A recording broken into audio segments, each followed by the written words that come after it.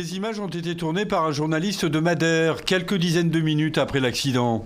Des passagers du bus, encore choqués par la violence de ce qui vient de se produire, sont évacués par les tout premiers secouristes sur place.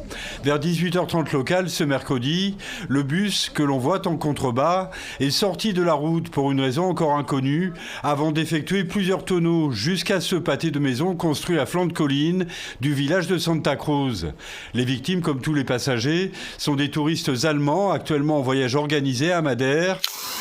Depuis des heures, le corbillard est garé devant l'entrée de cet hôpital de Lima, la capitale péruvienne. C'est là que l'ancien président péruvien, Alan Garcia, a été transporté dans un état critique après avoir tenté de se suicider juste avant son arrestation chez lui par la police péruvienne dans le cadre d'une enquête pour corruption.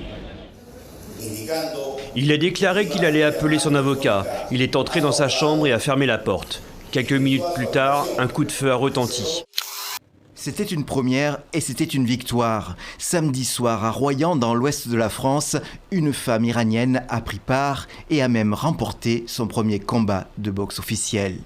3 ans que Sadaf Radhem attendait ce moment depuis qu'elle a commencé ce sport. Nous avons prouvé à tout le monde qu'il faut être fort pour réaliser ses souhaits.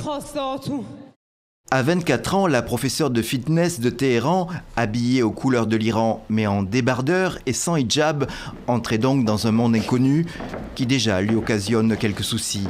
Pour le moment, l'athlète et l'entraîneur sont bloqués à Poitiers. Ils sont avertis officieusement qu'un mandat d'arrêt est lancé contre eux, mais ils ne souhaitent pas s'exprimer directement. Quelles sont les différences entre du Kouch, du Haz, de l'Afghan? Comment reconnaître du Def Booba, du Wi-Fi OG, du Sweet Skunk?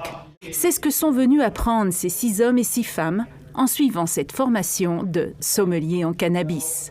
Le sommelier en cannabis est là pour aider le consommateur à déterminer quel produit lui convient le mieux.